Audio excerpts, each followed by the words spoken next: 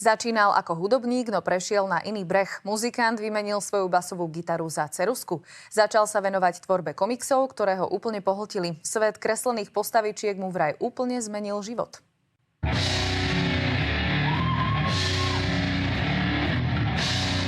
Hranie na bas-gitare má výhodu, lebo máme najväčšie bedne zo všetkých gitaristov a dievčatá na nich radi sedia.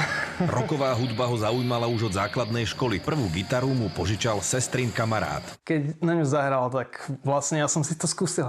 To bola gitara úplne jak luk, prehnutá, struny jak luk.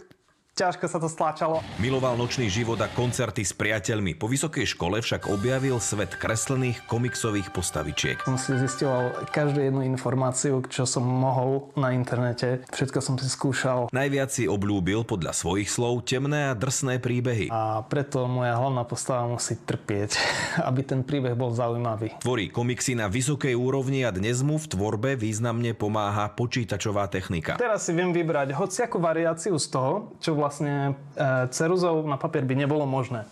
Posunúť si to doprava, toto, čo máme tu na trošku doľava. Hudbe predsa len ostal tak trochu verný. Jedna z hlavných postáv jeho kreslenej tvorby je vizuálne inšpirovaná existujúcim muzikantom. Príbeh presahuje zo súčasnosti do temného stredoveku, do iných dimenzií. Tvrdí, že v príbehoch sa inšpiruje aj Shakespearom. Je to veľa o vzťahoch. Vytvoriť celý komiks chce zároveň celého človeka a nekonečné množstvo času. Keď mi to ide ľahko, urobím za 5 dní jednu stranu. Keď sa bavíme o vyše 100-stranovom komikse, sú to roky voľného času. Od hudobného umenia tak prešiel k výtvarnému. Tu však vie vraj lepšie vyjadriť svoje vlastné pocity, ale aj radosti a trápenia.